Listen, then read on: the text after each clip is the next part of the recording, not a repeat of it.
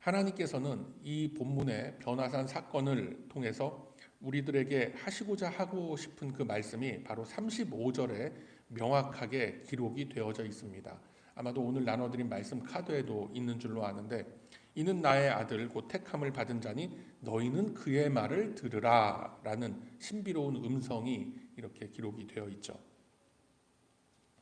하나님께서는 사실상 바로 이 메시지를 전하시기 위해서 예수님을 영광스러운 모습으로 변화를 시키셨고, 그 자리에 이 제자들의 12제자들의 대표들을 불러서 이 찬란한 모습을 직접 눈으로 확인하게 하십니다. 그런데 여기서 왜 모세와 엘리야를 등장시키셨는가라는 질문이 생기게 돼요. 그래서 그 이유가 마가복음 8장 27절 이하에 보면 예수님과 제자들이 문답을 하는 그런 장면이 나오는데, 거기에 담겨져 있습니다. 예수님이 제자들에게 묻기를 사람들이 나를 누구라고 하느냐, 나를 어떤 존재로 알고들 있느냐라고 하시니까 여러 가지 대답이 나옵니다. 세례 요한의 환생이다, 엘리야가 환생한 것이다, 옛 선지자 아무개가 다시 예수님으로 다시 태어난 거다라는 등등의 많은 대답이 나왔지만, 그 중에서 예수님의 마음에 들었던 대답은 바로 하나님의 그리스도이십니다, 하나님이 보내신 메시아이십니다 라는 베드로의 답변이었습니다. 그러나 그마저도 우리 예수님께서는 별로 그렇게 탐탁지 않게 여기신 것 같은 그런 것을 우리가 볼 수가 있어요. 왜냐하면 예수님이 감당하셔야 하는 메시아라는 직분과, 그러니까 예수님이 가지고 오신 메시아라는 직분과 베드로를 비롯한 유대인들이 생각하고 바라고 있던 그 메시아라는 것은 같은 메시아라는 단어를 쓰고 있지만 그 개념이 좀 달랐던 것입니다.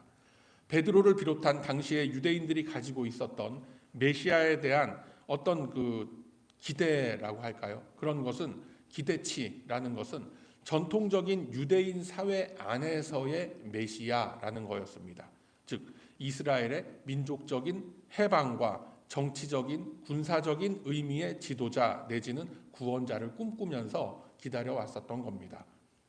우리가 지난주에 에스라와 느헤미야 시절에 포로에서 귀환한 이들이 예루살렘 성벽을 재건하는 모습을 나눴던 것 여러분 다 기억하시리라 믿습니다. 그로부터 이어지는 이 이스라엘의 역사 속에서 부강한 국가로서의 이스라엘의 재건이라고 하는 것, 그들에게는 이 이스라엘의 재건, 이스라엘의 회복이라는 게 단순한 어떤 그 애국심을 넘어서 이데올로기화 되어 있었던 겁니다. 그 이후로, 그 에스라와 느헤미야 시대 이후로 예수님이 오시기까지 한 400년이 좀 넘는 그런 그 시간이 흘렀습니다. 그 속에서 여전히 이 유대인들이 자신들의 민족적 정체성을 유지할 수 있었던 것은 여호와 하나님의 언약을 믿는 그 믿음 하나로 버티고 있었던 겁니다. 그런데 그들이 여기서 가지고 있었던 믿음이라는 것은 지금 우리들이 생각하는 그리스도를 보내셔서 당신께서 택한 이 백성들을 구원해 주신다라는 그 하나님을 믿는 그 믿음이 아니었던 거예요.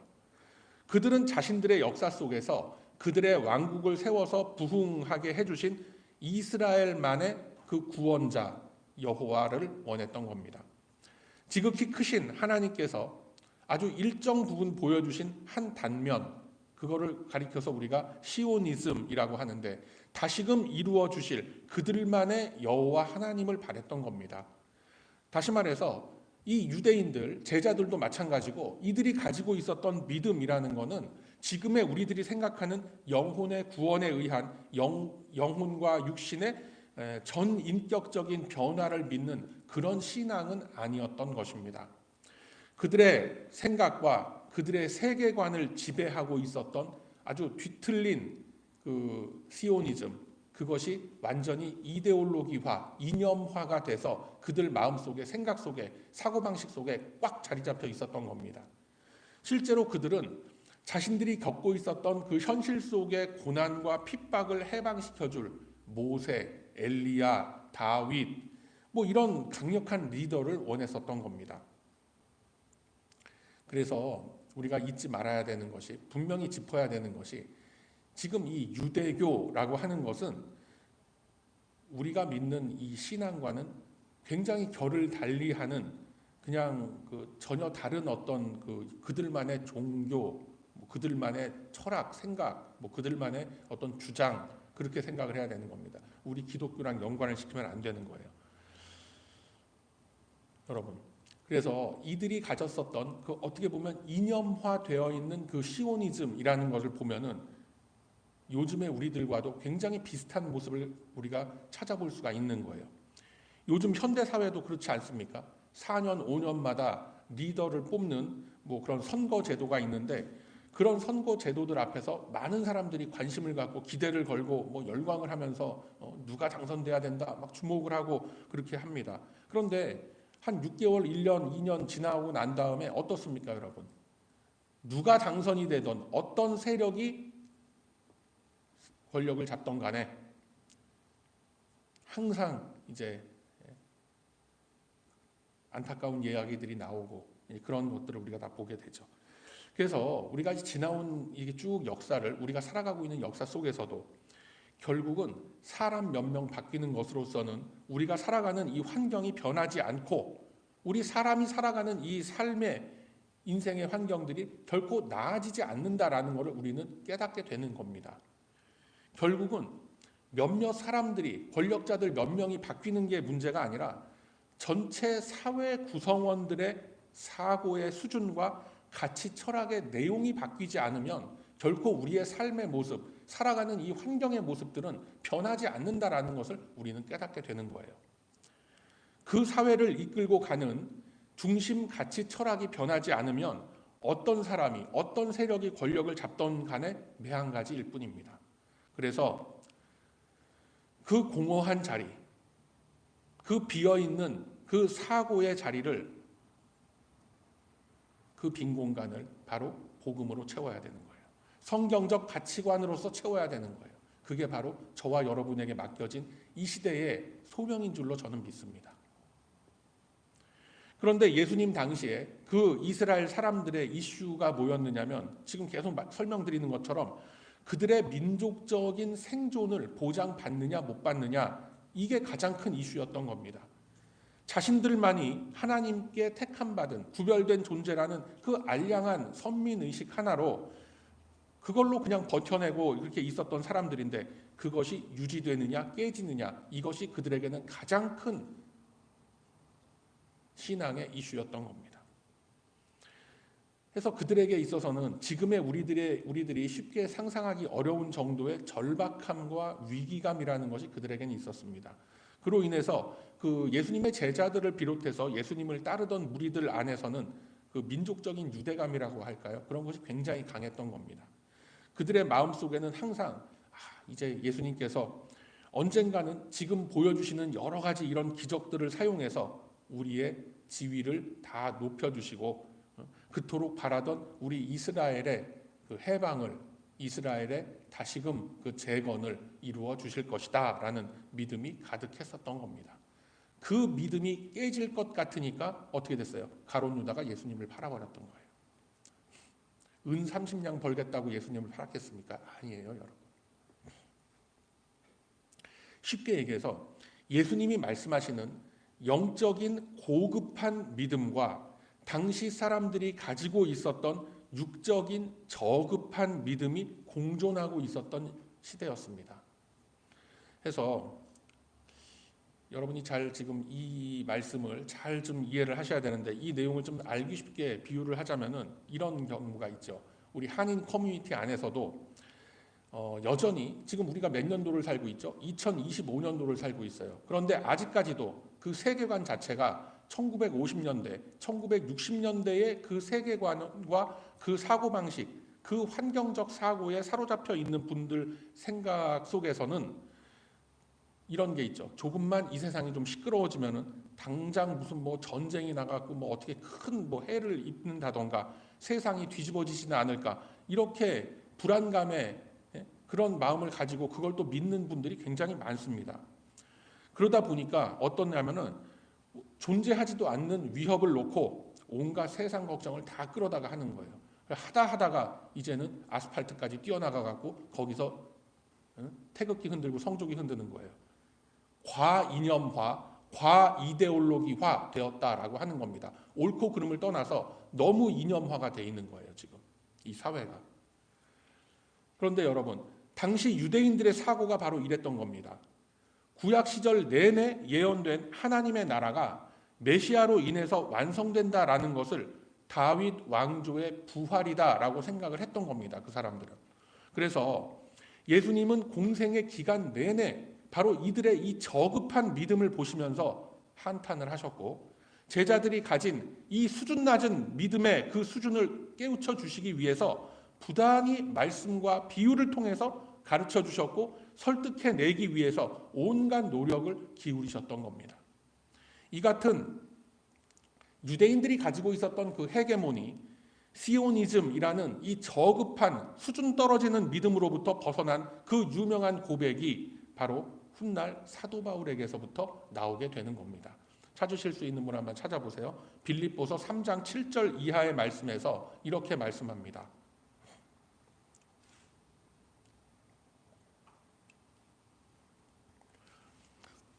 시간 관계상 제가 보도록 합니다. 빌립보서 3장 7절 이하의 말씀. 무엇이든지 내게 유익하던 것을 내가 그리스도를 위하여 다 해로 여길 뿐더러 또한 모든 것을 해로 여김은 내 주 그리스도 예수를 아는 지식이 가장 고상함을 인함이라. 내가 그를 위하여 모든 것을 잃어버리고 배설물로 여김은 그리스도를 얻고 그 안에서 발견되려 함이니 내가 가진 의는 율법에서 난 것이 아니요 오직 그리스도를 믿음으로 말미암은 것이니 곧 믿음으로 하나님께로서 난 의라 라고 설명을 하는 겁니다. 이해가 되십니까? 이 지금 그 말씀이.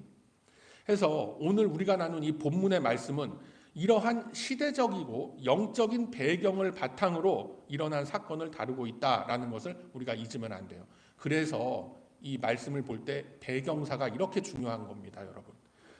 그래서 여러분, 이 사람이 가지고 있는 기존의 사고 방식과 세상을 보는 관점을 바꾼다라는 것은 결코 쉬운 일이 아닙니다. 우리가 생각하기를 예수님이시라면 좀 다른 기적을 일으키실 것이 아니라 가장 먼저 제자들부터 좀 확 변화를 시켜놓고 공생애를 시작하시면 좀 더 효과적이지 않았을까라는 그런 생각이 우리는 들기도 하는 거예요. 그런데 우리가 분명히 알아야 하는 것은 하나님께서 일하시는 방법은 말씀과 기도를 통해서, 기도의 무릎꿇음이라는 것을 통해서 오랜 시간을 두고 한 사람의 신앙 인격 안에 호소하시고 설득해 가시는 겁니다. 그 세월이 바로 우리에게 허락된 100여 년 남짓한 그런 시간인 거예요.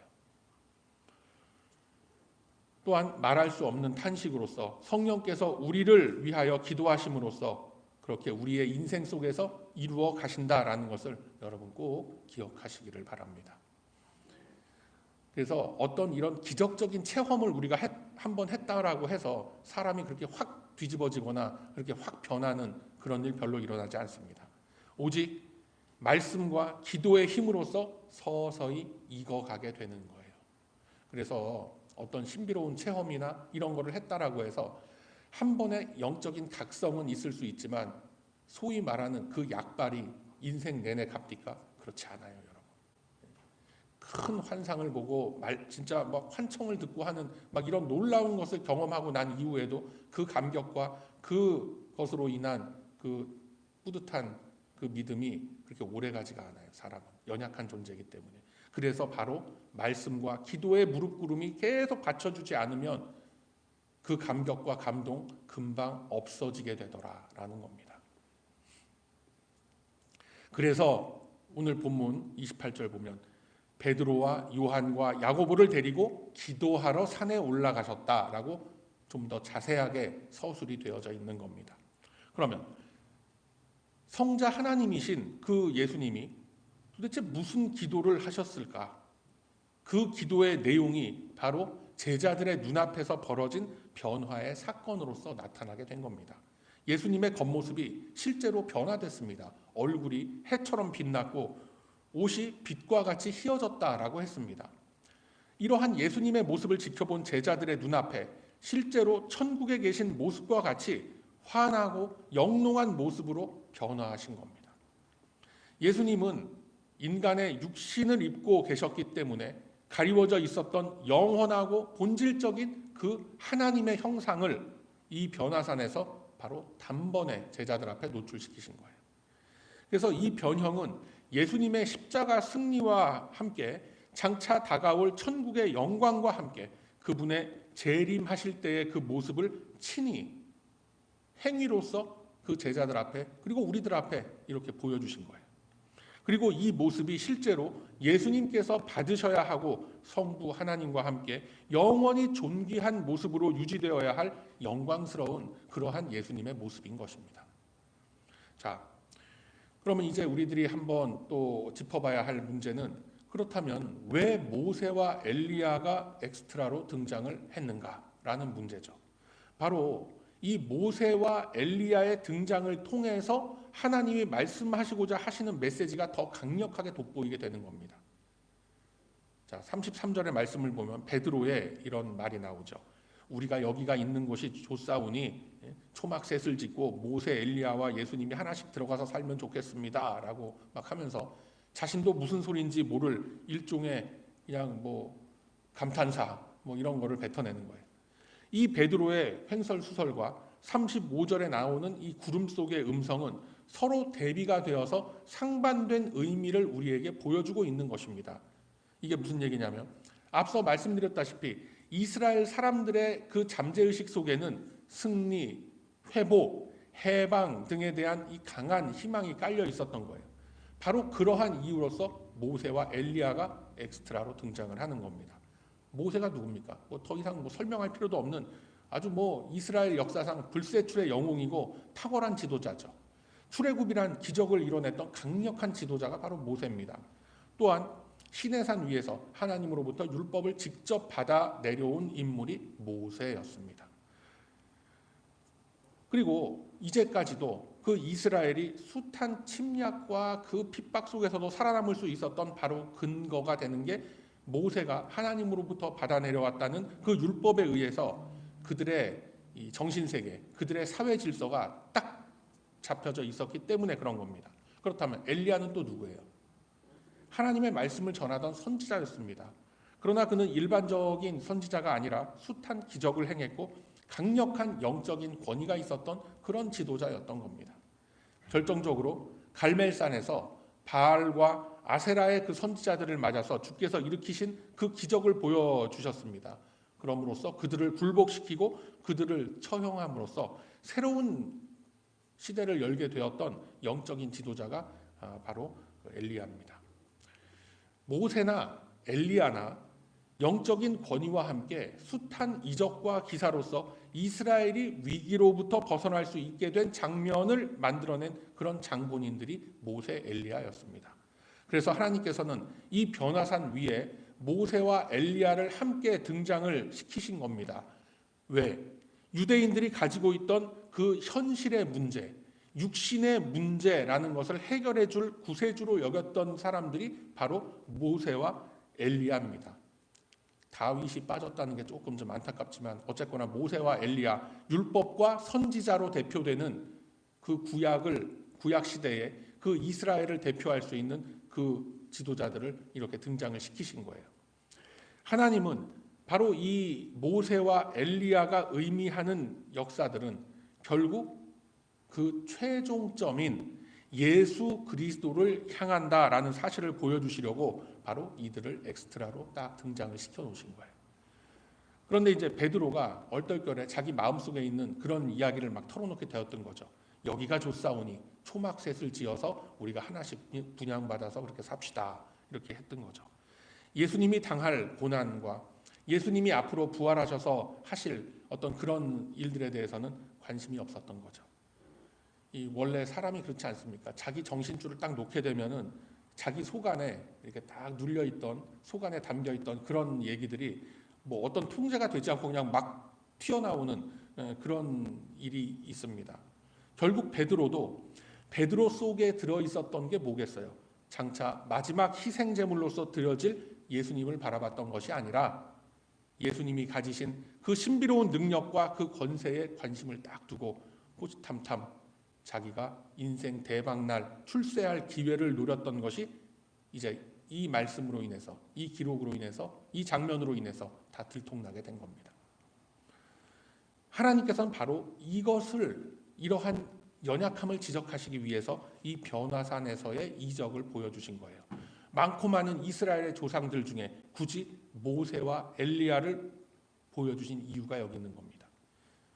그래서 여러분, 우리 예수 그리스도께서는 이러한 존재들과 같은 그 동일선상에서, 그러니까 모세와 엘리야와 같은 그들과 동일선상에서 어떤 주목을 받으실 그런 존재가 아니십니다. 우리 예수 그리스도는 그 자체로서 이스라엘의, 그리고 저와 여러분의 내용이 되고 우리 삶의, 우리 영혼의, 우리 미래의 결론이 되는 거예요.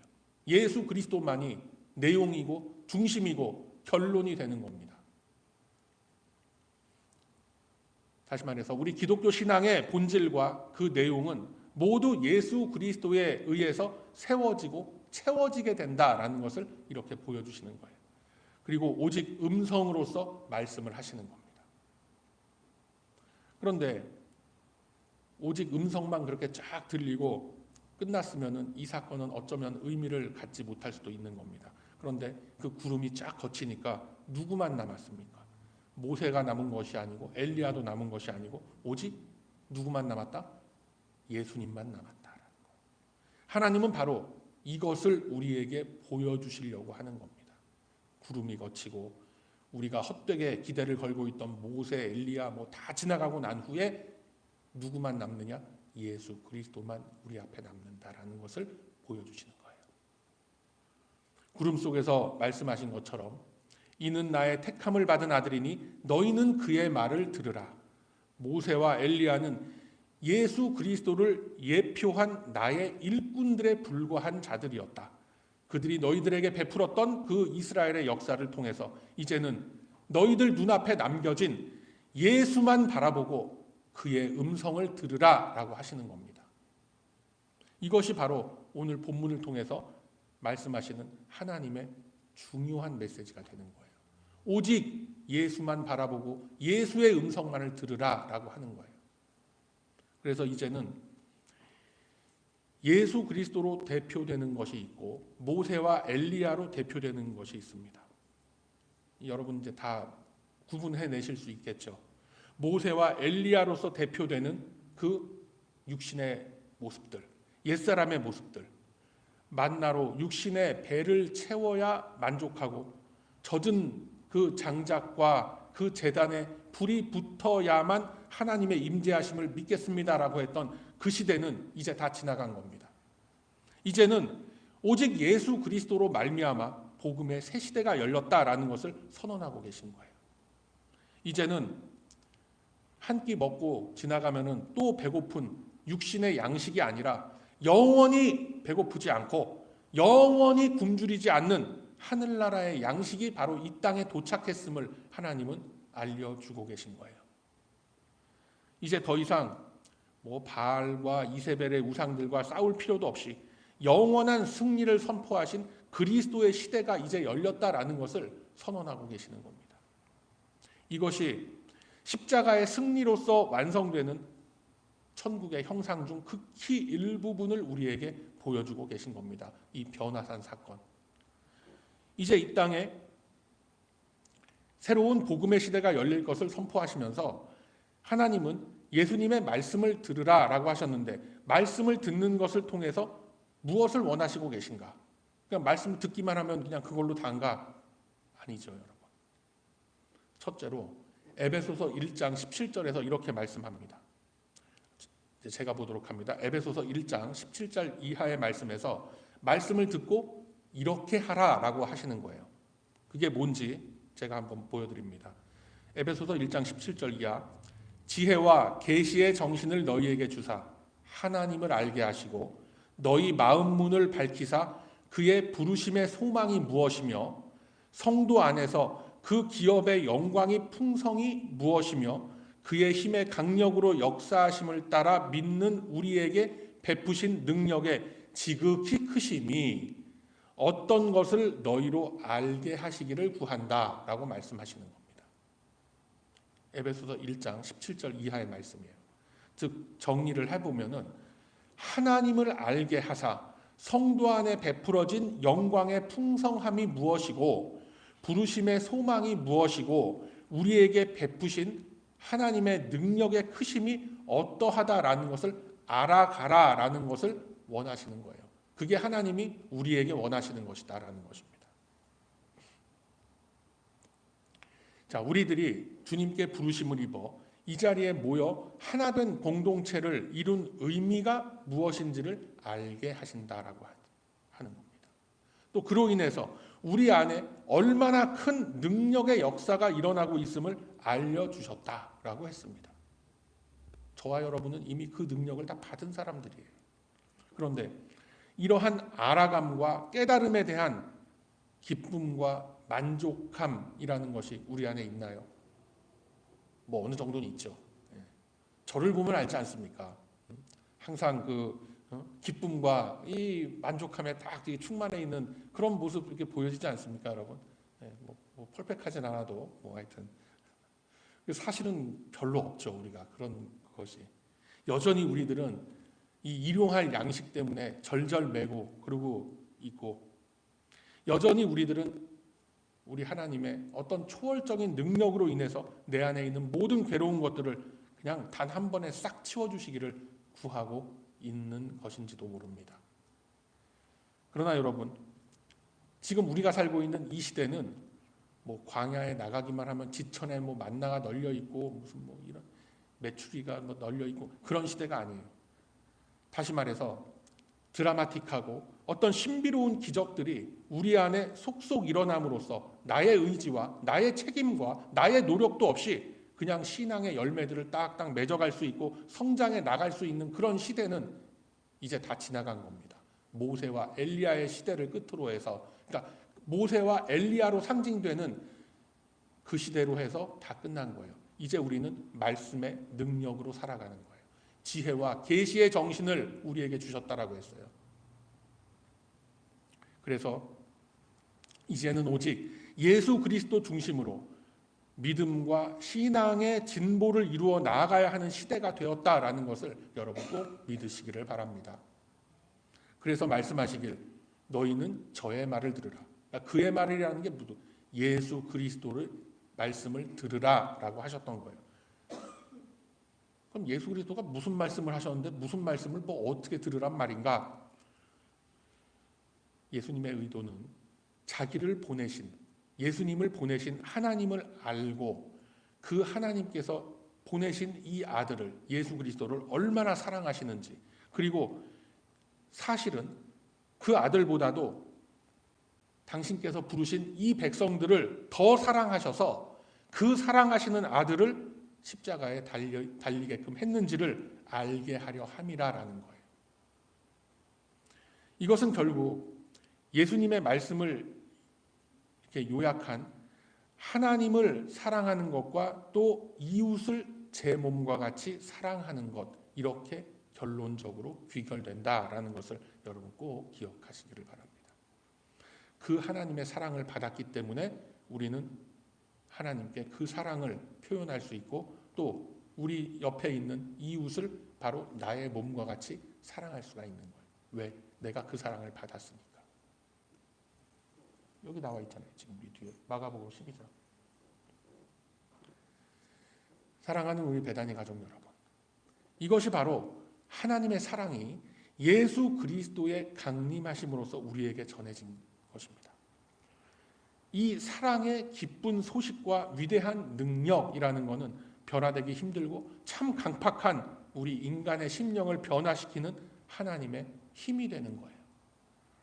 변화산에서의 그 기적을 체험한 후에도 여전히 그 제자들은 옛사람의 모습 속에서 헤어나오질 못했습니다.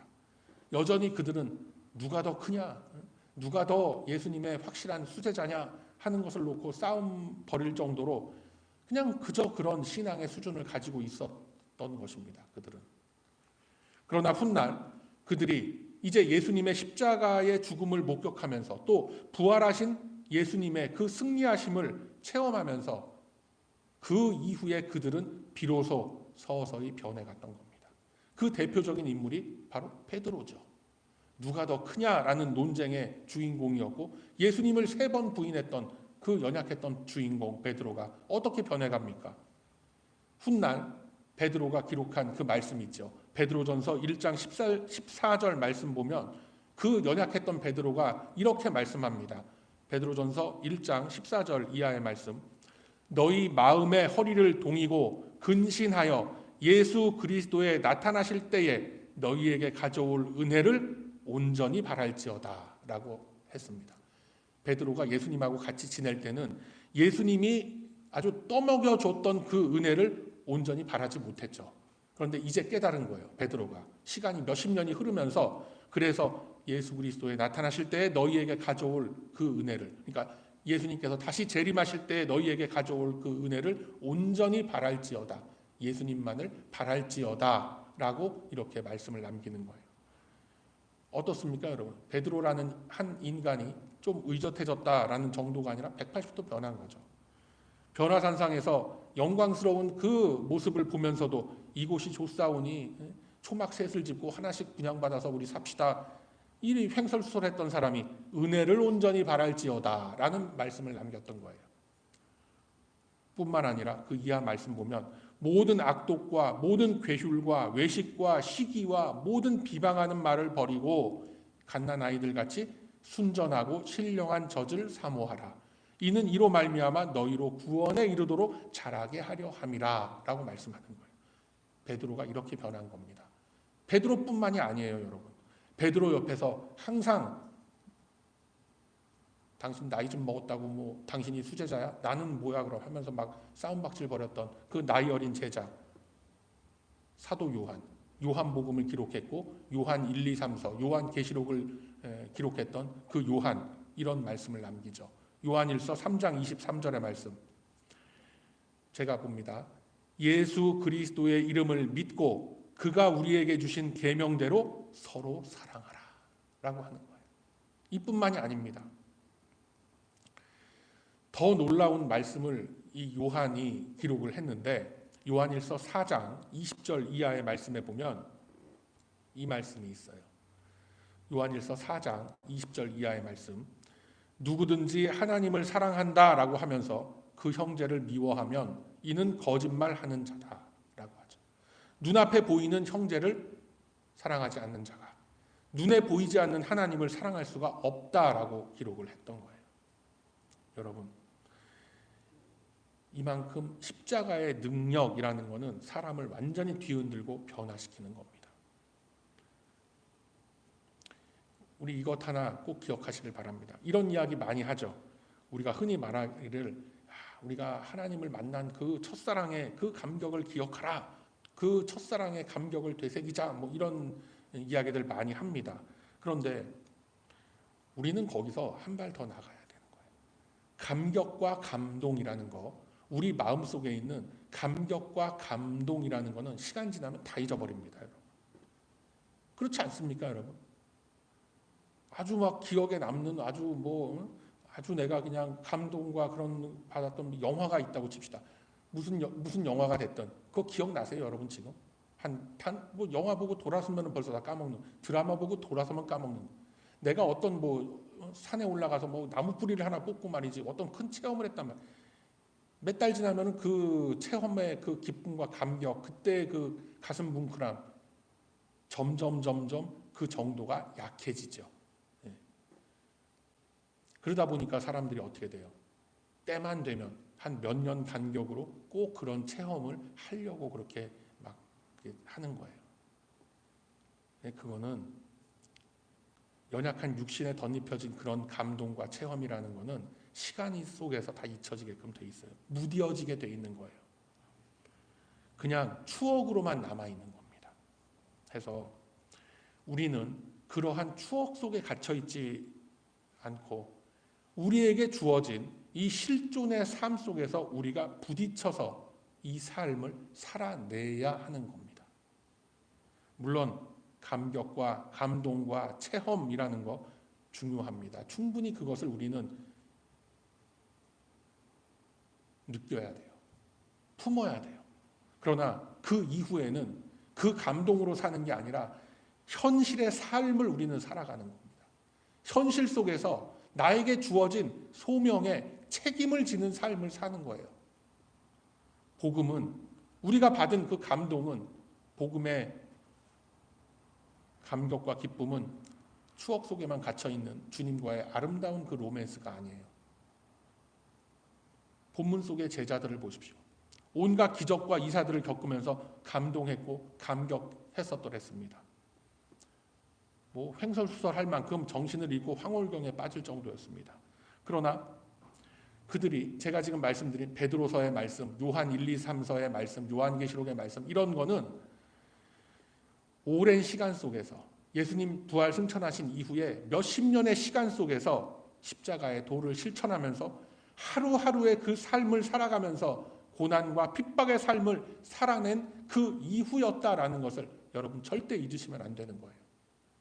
그들이 겪고 그들이 경험했었던 주님의 사랑이라는 것은 그들이 십자가의 길을 걸어가는 그들의 인생 동안, 그들의 인생 속에서 언제나 함께 하셨고 이겨낼 수 있는 용기와 힘을 하루하루 그들에게 공급해 주셨던 겁니다. 지금 우리들이 사는 이 인생처럼 그들도 그렇게 살았던 겁니다.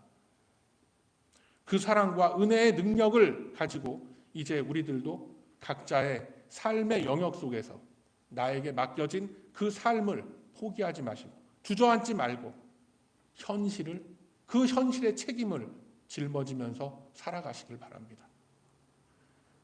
주님의 변함없으신 그 큰 사랑은 오직 예수 그리스도의 말씀을 듣고 따름으로써 그의 의를 이 땅에 증명해내고 실현해내기를 원하는 이 모든 심령들 속에 크신 권능의 역사로서 언제나 함께 하실 것입니다. 그러므로 이제는 오직 우리 안에서 동거하시며 말씀의 은혜와 감동으로 우리의 삶을 온전히 인도해 가실 그리스도만을 듣고 따름으로써 믿음의 승리를 거두어가는 저와 여러분의 값어치 있는 이 인생길이 다 되시길 이 아침에 주님의 이름으로 축원합니다. 아멘.